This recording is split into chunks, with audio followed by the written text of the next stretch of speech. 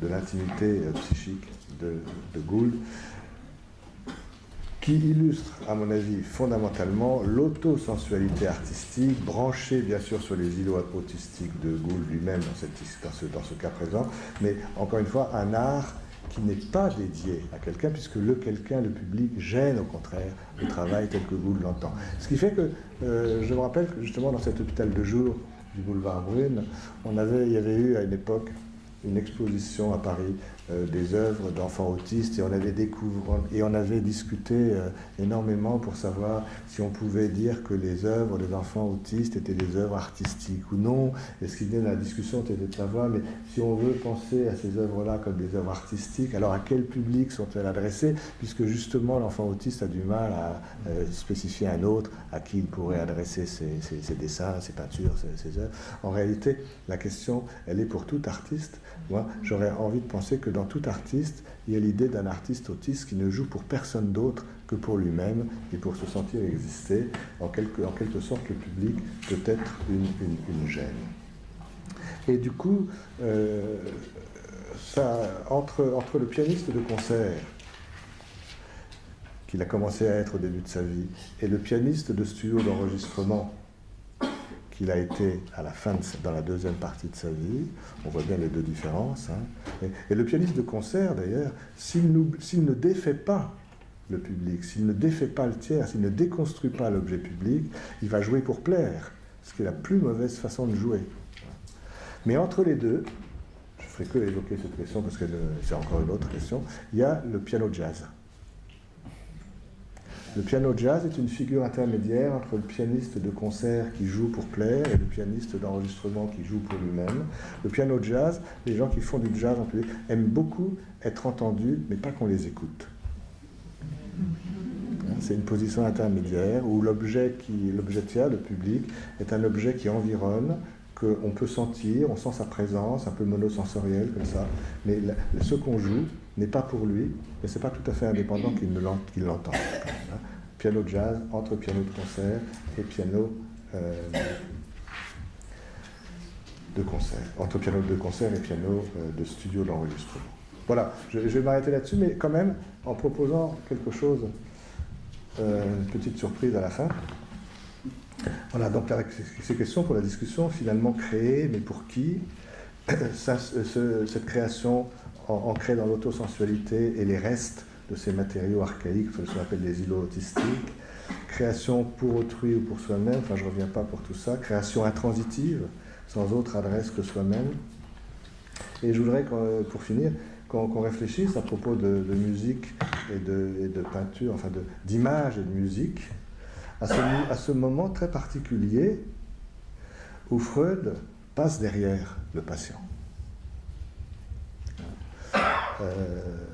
Il y a peut-être une petite correspondance entre le moment où Gould quitte le concert et va dans son studio d'enregistrement et ce moment très particulier où Freud a quitté le cadre de l'hypnose, où il l'entendait, mais où il voyait le patient, où il touchait parfois le patient pour l'inciter à continuer à associer, on le sait, dans son cas, il touchait le front, par exemple, du patient, le tact, la vision, l'audition, et tout d'un coup, il passe derrière, et il se condamne en quelque sorte à n'avoir plus que le langage, c'est-à-dire la musique.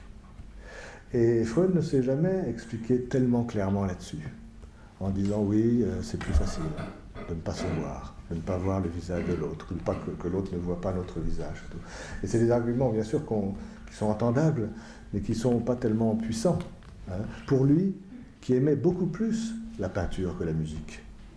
Et pourtant, il ne garde du patient que la musique, et il met le visage et la vision de côté. C'est vraiment un mouvement qui est compliqué à comprendre, et je pense qu'aujourd'hui, à la lumière de tout ce que j'ai essayé de dire aujourd'hui, ce soir un peu vite, on pourrait le reformuler en termes un petit peu d'intersubjectivité. C'est-à-dire qu'en passant derrière, il va privilégier un canal, le canal du langage, le canal auditif, un canal monosensoriel. Il va privilégier une perception monosensorielle du patient. Bon, c'est pas à 100%, bien entendu. On voit toujours quelque chose du patient sur son divan, mais je veux dire, tout est centré quand même sur l'audition pendant la séance. Il va privilégier le monosensoriel et, rappelons-nous, que l'extériorité de l'objet est conditionnée par la perception polysensorielle. Et comme les enfants autistes, comme les accrochages sensoriels, quand on privilégie un seul canal sensoriel, la table, le doigt, on oublie quelque chose de l'extériorité. Je me demande s'il n'y a pas, comme chez Picasso, une essai de repasser en deçà de l'intersubjectivité stabilisée et d'ouvrir dans la we-ness, dans le on, dans le nous, quelque chose des possibilités de ce qu'on appelle aujourd'hui l'empathie ou la copensée. La copensée en deçà de l'intersubjectivité, sacrifice de Freud, qui met de côté le visage et la vision et qui privilégie le langage. Alors bien sûr, le langage compte pas beaucoup pour lui, mais les musiques comptaient, je crois, moins pour lui que les arts plastiques. Voilà, je vais m'arrêter là-dessus. Je vous remercie beaucoup de votre attention.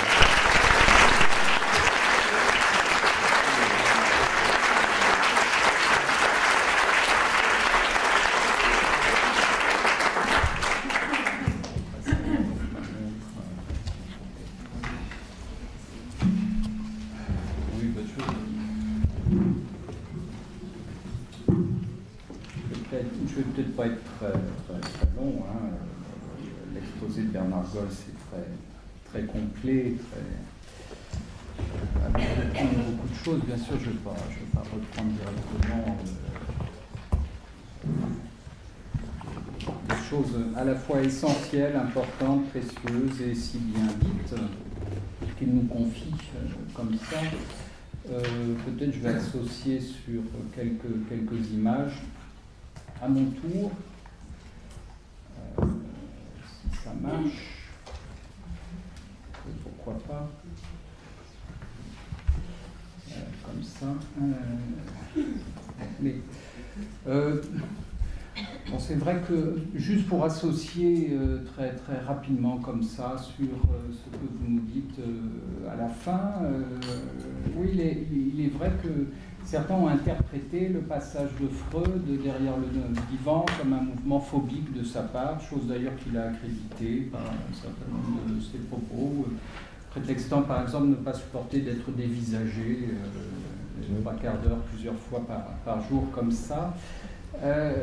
Bon, c'est vrai que... Alors, monosensoriel, c'est peut-être monosensoriel, c'est peut-être pas tout à fait juste, finalement, parce qu'il y a le langage, il y a le son, il y a l'entendu, il y a les odeurs du cigare, il y a le tact qui dessine des volutes dans la pièce, donc tout ça ressemble aux associations libres, finalement, demandées aux patients, enfin, aux patients devenus un analysant. Et puis il y a le tact, peut-être surtout le tact du divan, c'est-à-dire ce support-là, pas aussi rigide bien sûr que la chaise de Glenn Gould. Oui, mais Yann, je parlais de la recherche de monosensoriel pour Freud. Bien sûr, oui. Plus que pour le patient. Oui. Du côté de l'arrière-plan.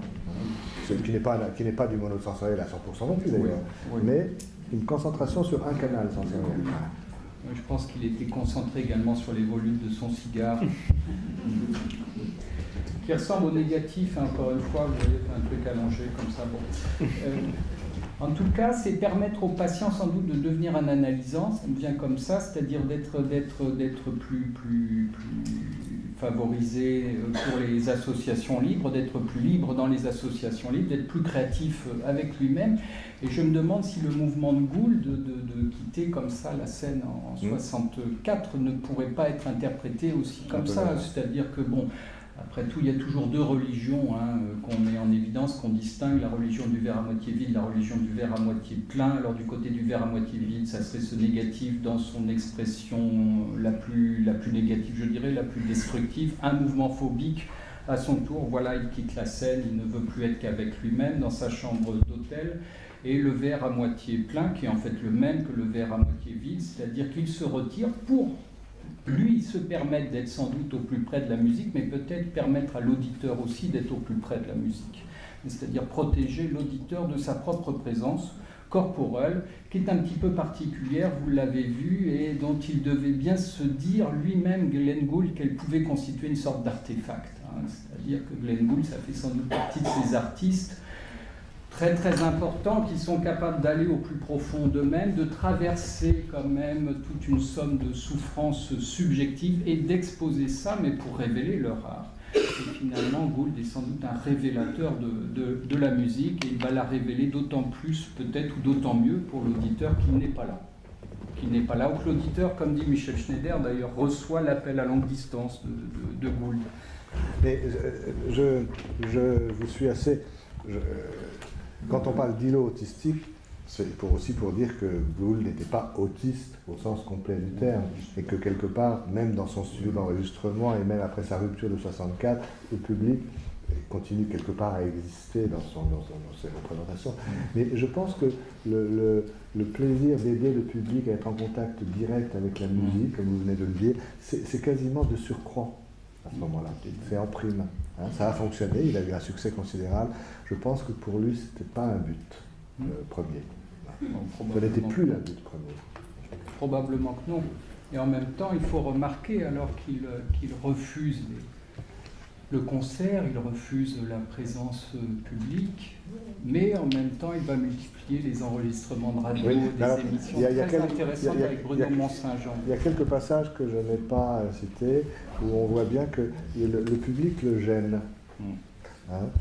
Il a même quelques phrases assez dures en disant que les bruissements du public, les odeurs du public, tout ça risque de compromettre sa musique. Il est assez presque un peu violent même à l'égard d'eux.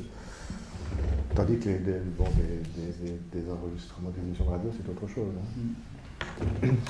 Il y a des enregistrements de radio et des enregistrements de télé qui sont précieux. Alors on peut les trouver pas trop difficilement sur Internet, en particulier sur le site de l'INA. Il y a quelques séquences avec Bruno Mont-Saint-Jean qui sont très belles. Peut-être on pourra en passer une tout à l'heure. J'en ai une en réserve qui doit durer 4 minutes.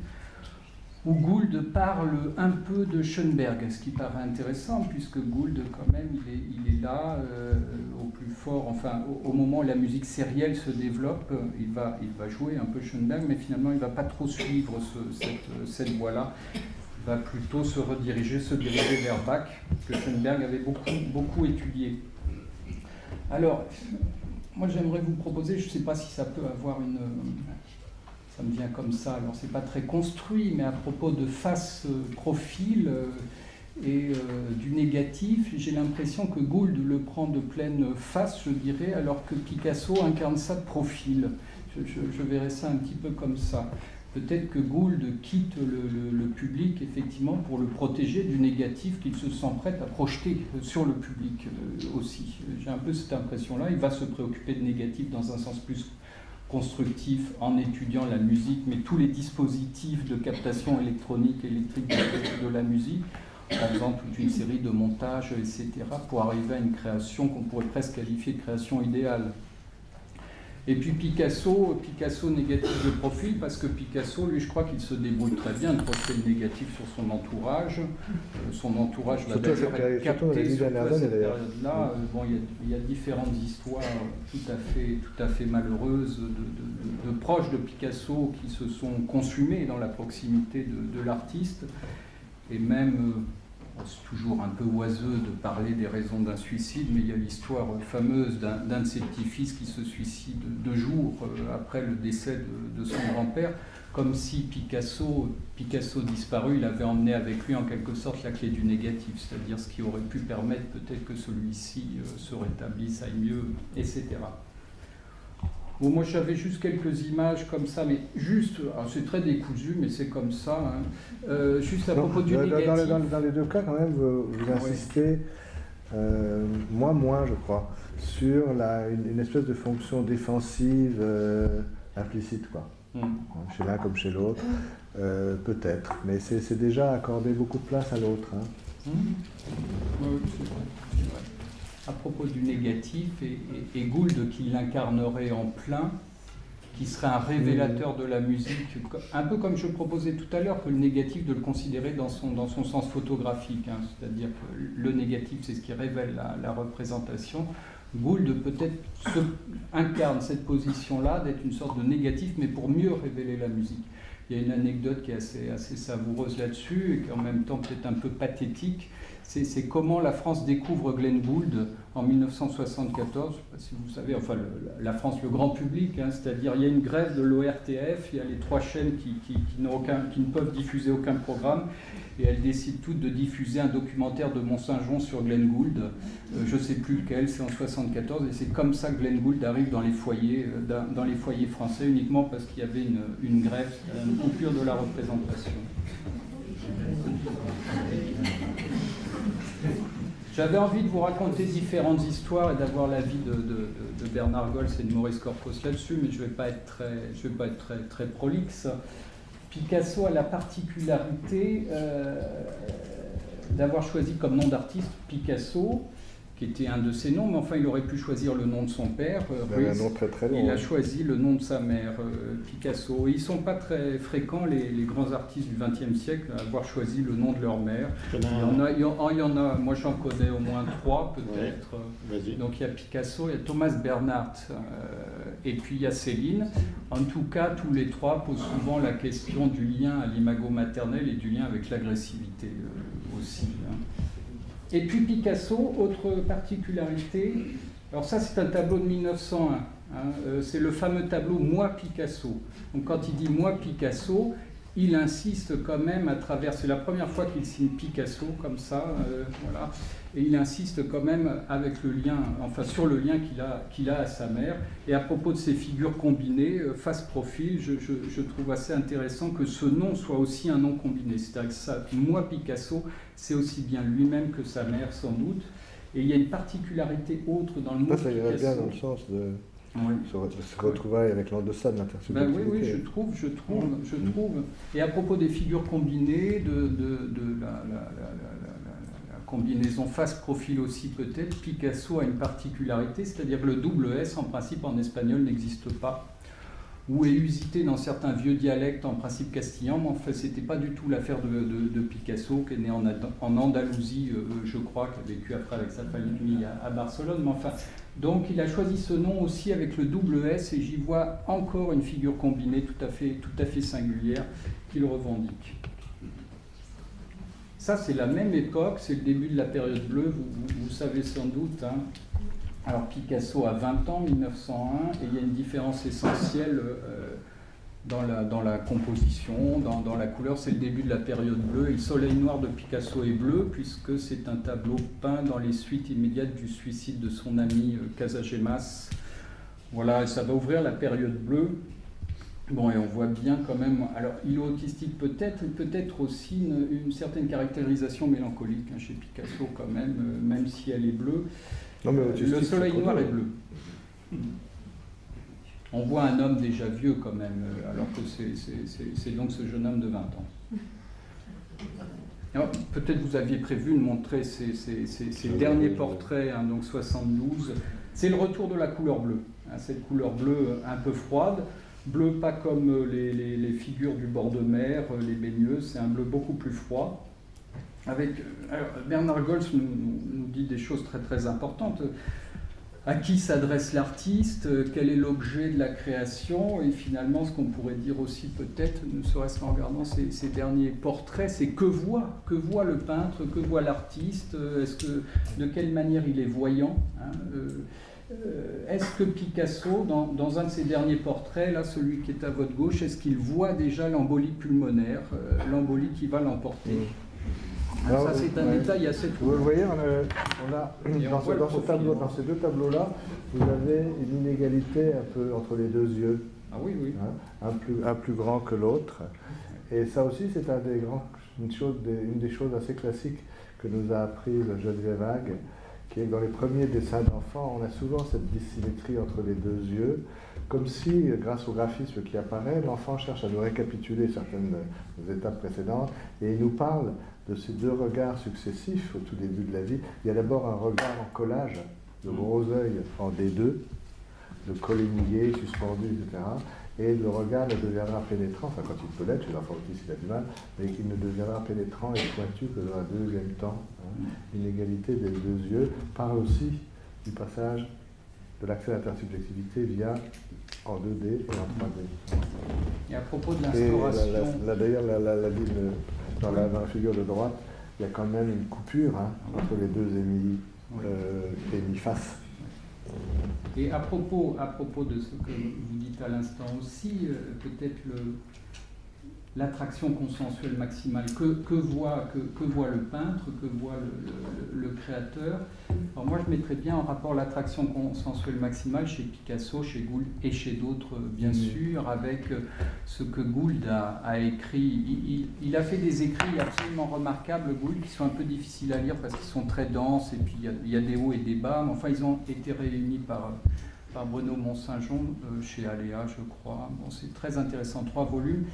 Et à un moment, Gould définit l'art et il dit l'art, je crois que l'art, c'est un principe de combustion interne qu'il faut pouvoir rechercher. Et cette combustion interne, voilà, je me dis que Picasso, peut-être, il est en train de la voir sur ce tableau-là.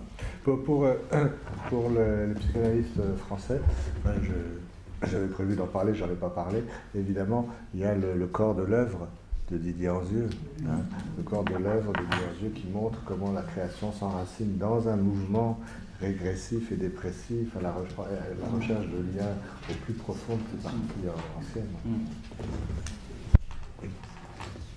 Peut-être ça, c'est le dernier autoportrait de Picasso, je le trouve profondément émouvant.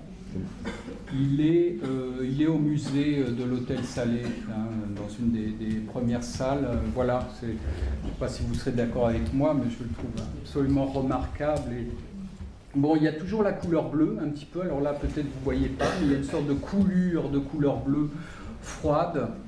C'est un tableau qui s'appelle Le Jeune Peintre et qui est... Alors, les derniers tableaux sont un petit peu difficiles à dater dans le désordre très prolixe du dernier atelier, mais enfin c'est un tableau qui semble le faire renouer avec quelque chose d'une jeunesse, et en même temps il est déjà dans l'éther, ce vieux Picasso. Bon, ça c'était juste pour vous montrer que Jacques Lacan restait la figure trouble de ces années-là.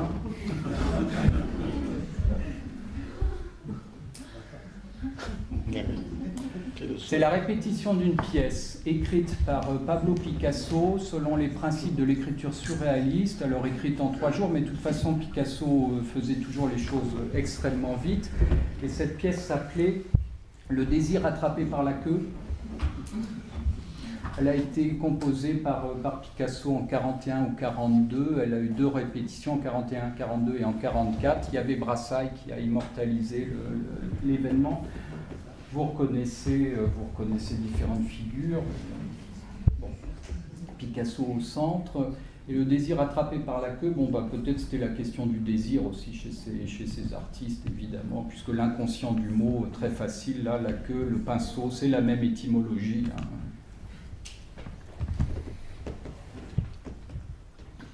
Et s'il y a aussi quelque chose d'intéressant, je prends juste 2 minutes, mais vraiment tout au plus, c'est que c'est le fameux atelier 7 rue des Grands Augustins, vous savez, là dans le 6e, et c'est l'atelier où est située l'action du court roman de Honoré de Balzac, Le chef-d'œuvre inconnu.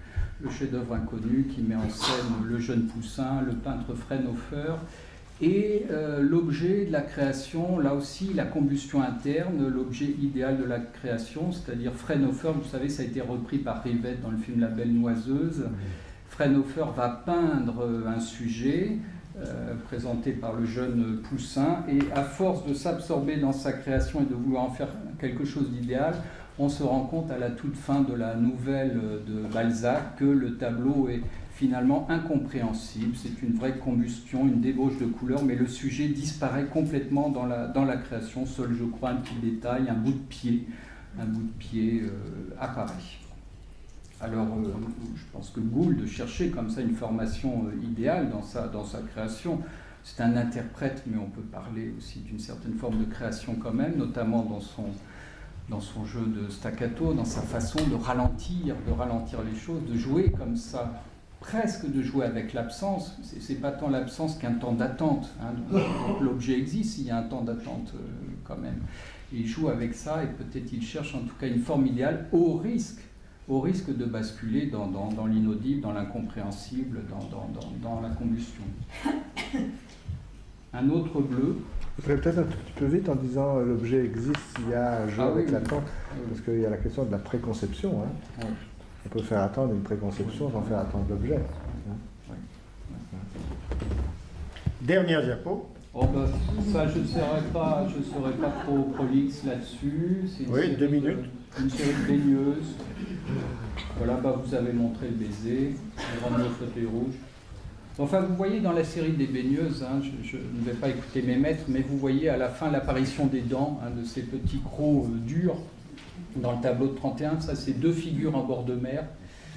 Et dans le début un petit peu de ces baigneuses, celles qui sont à Biarritz, là, les baigneuses de 1918, il y a une forme assez allongée au centre qui rappelle une peinture assez classique quand même, c'est l'odalisque de Ingres. Et puis je vais m'arrêter là, parce que le temps passe, et puis je vous laisse finir.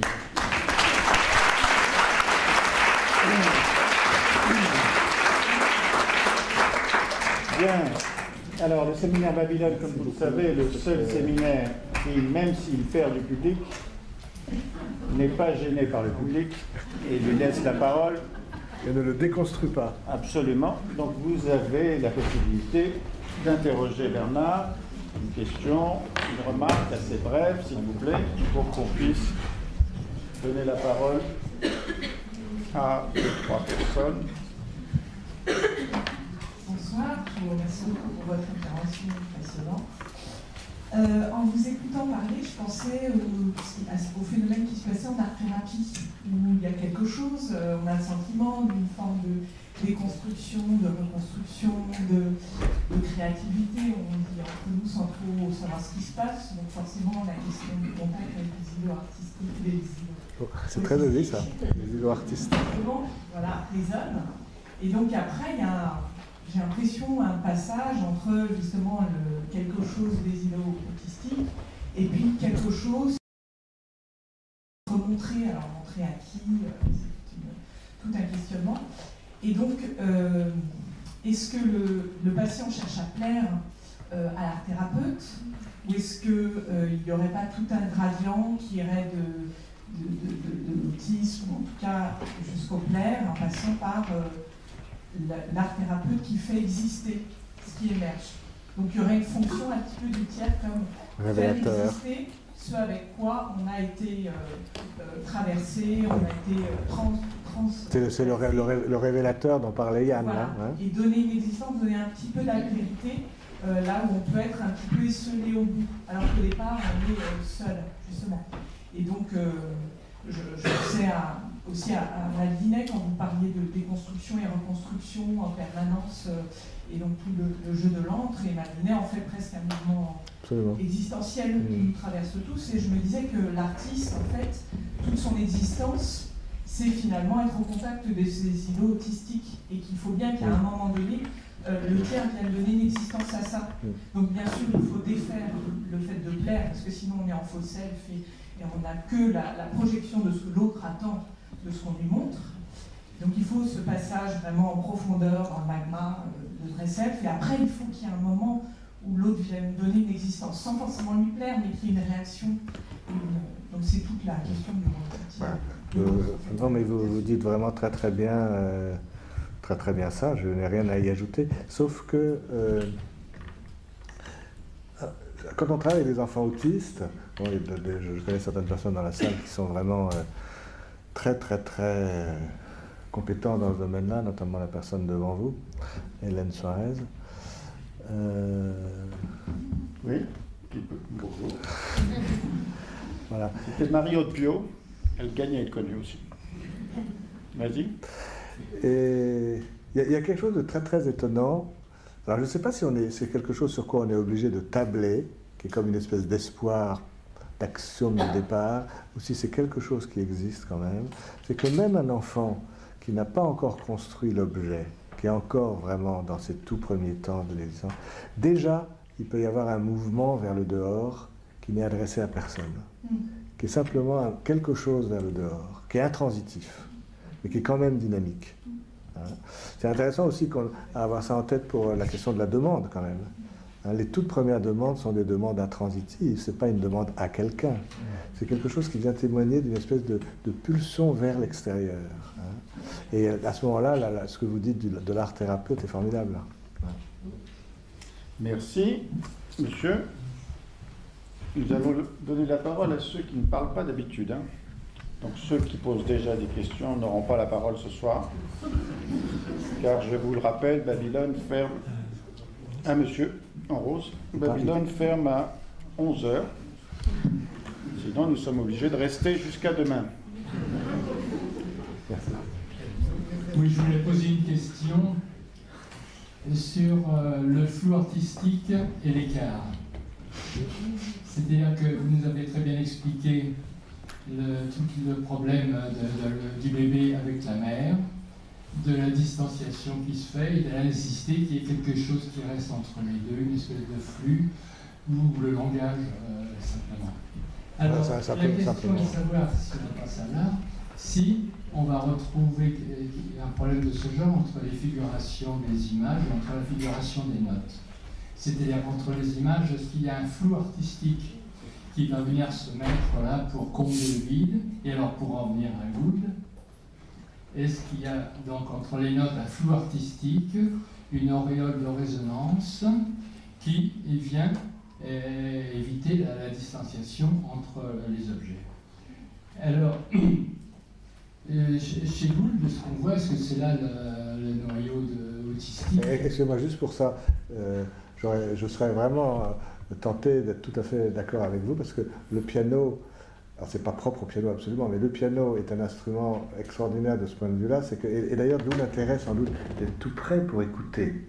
C'est-à-dire que chaque fois qu'on joue une note, elle met en vibration, par résonance, deux notes successives avec des écarts particuliers. C'est-à-dire qu'effectivement, entre deux notes qui se suivent, c'est pas un vide. C'est pas un creux, vous avez les notes qui sont mises en résonance, qui sont en attente de la note suivante. C'est des choses comme ça qu'il cherchait. Oui, mais alors Gould, il n'y a pas de vide. Il n'aimait pas les pianos romantiques qui résonnaient trop. Il n'aimait pas les effets pédales fortés pour justement mettre plus de liens entre les notes. Il aimait les notes détachées, comme s'il mettait les doigts sur une plaque brûlante et qu'il y retire. Encore que c'est peut-être une impression un peu rustique que je donne là, parce qu'en fait, le paradoxe, c'est que s'il n'aimait pas les liens de résonance, il mettait un soin extraordinaire à détacher les doigts de la note. Il disait qu'il fallait passer 10 fois plus de temps à apprendre à détacher la note qu'à l'enfoncer comme on le fait habituellement. Alors ça me semble intéressant aussi.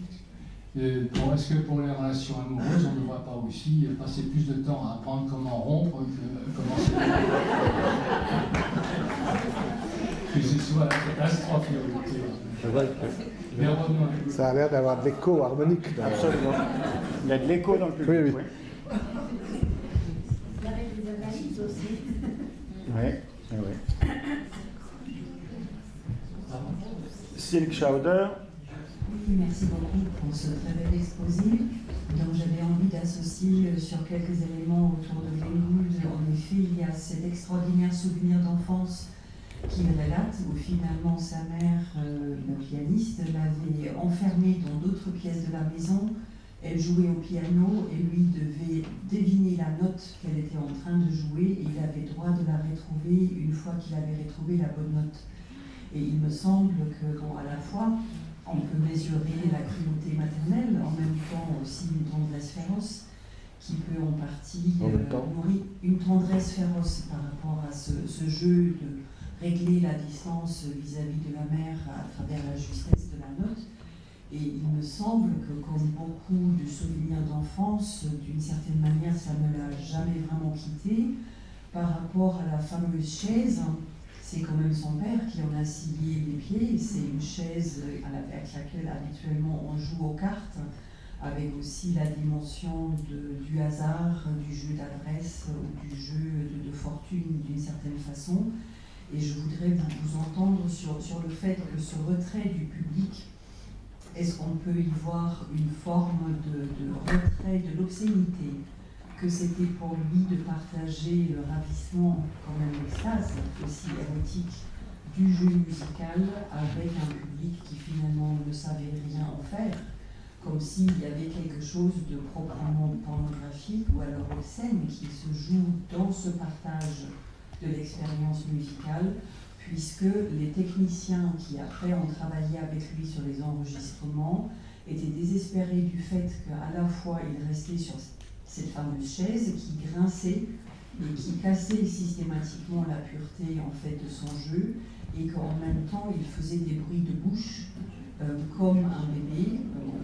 Justement, je voulais vous entendre là-dessus, ce que vous en pensez, des bruits de bouche qui étaient vraiment du côté de l'autosensorialité et de la satisfaction orale, et des petits gémissements qui sont pas loin non plus du ravissement extatique et érotique.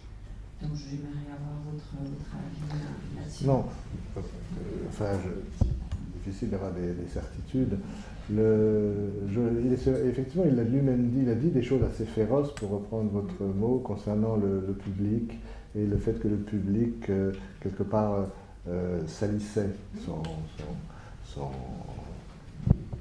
production.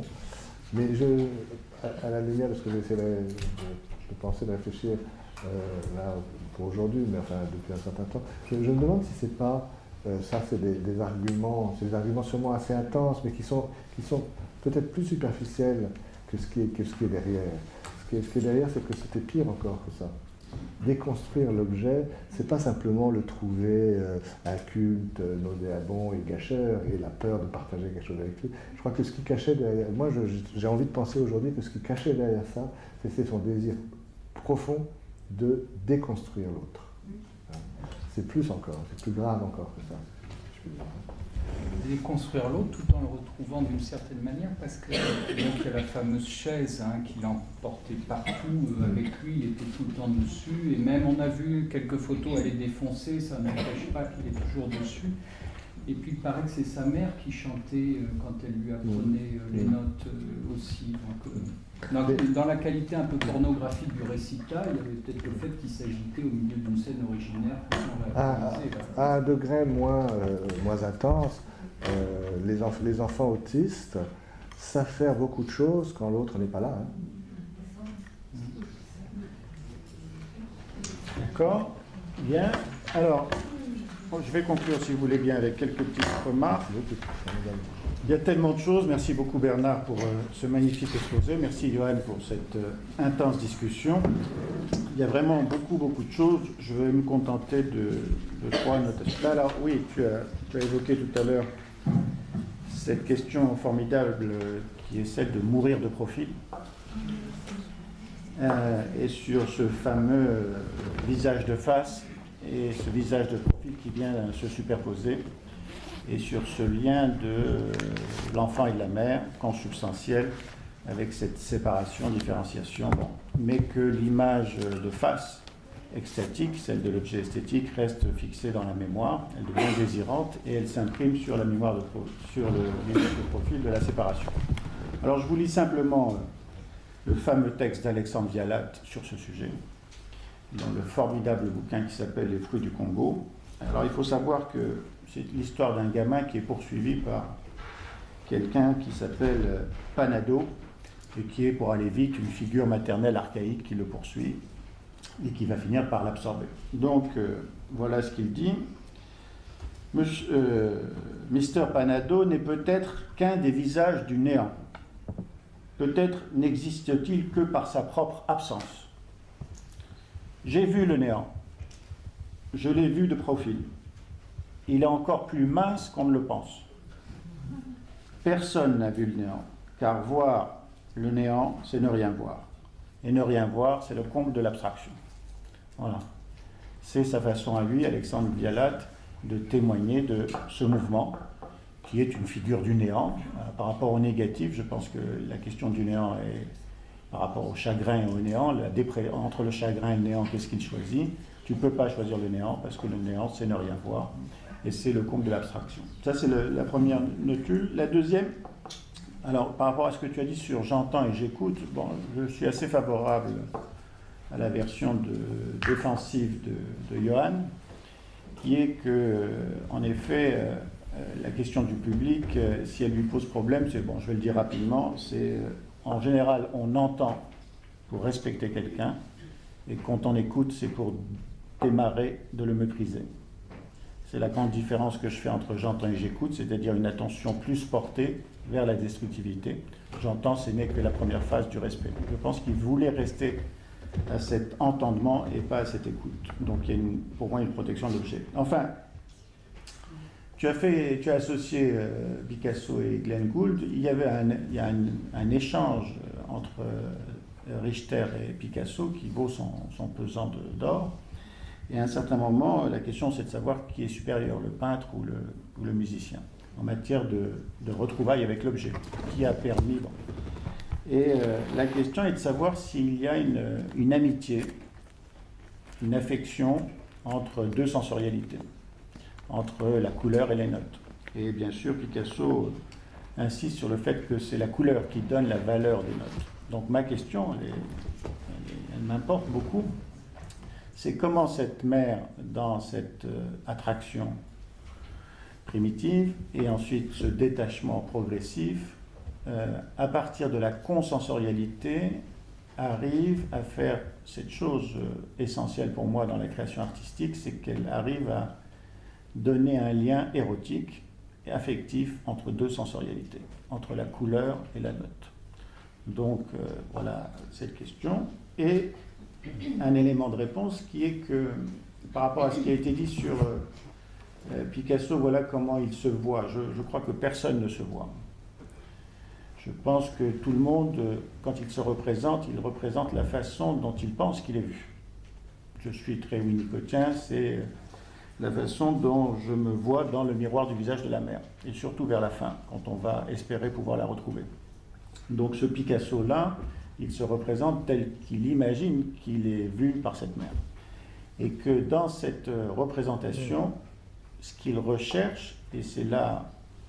C'est comme ça que je comprends Donald Metzer avec la question de l'objet esthétique, c'est si la façon dont il se voit est le reflet de la façon dont il est vu, alors l'objet et le sujet vont se rencontrer.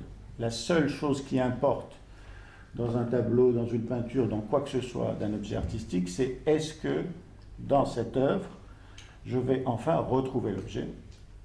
Saül Bellow avait une phrase très forte, la seule chose qui importe, c'est la question qui s'impose à l'artiste, est-ce toi, est-ce moi? Et quand tu parlais de Balzac, oui, ce peintre dessine quelque chose qui pour lui doit être le chef-d'œuvre absolu. Il arrive à un certain moment à dessiner le relief d'un saint, il arrive presque à trouver une figure maternelle, et ensuite tout se dissout.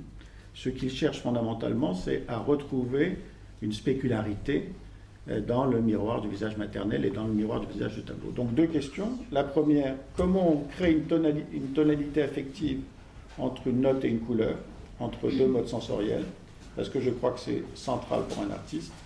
Et la deuxième, c'est dans l'échange entre la mère et l'enfant, la façon dont le sujet est vu par sa mère est-elle un reflet important dans la création de son œuvre?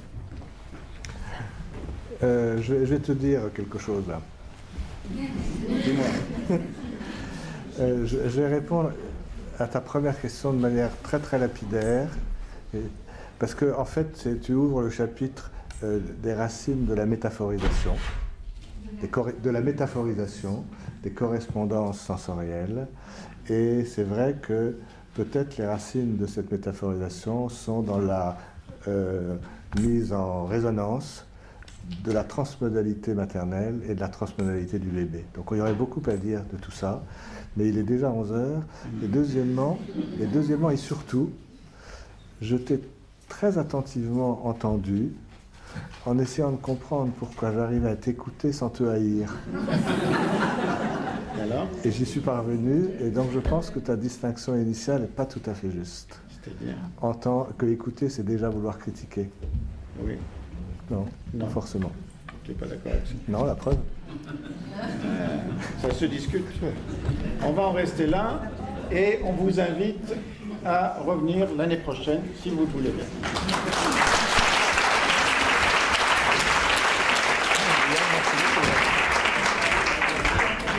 Yann a été parfait. Eh oui, je vais te donner le meilleur discutant. Ça marche.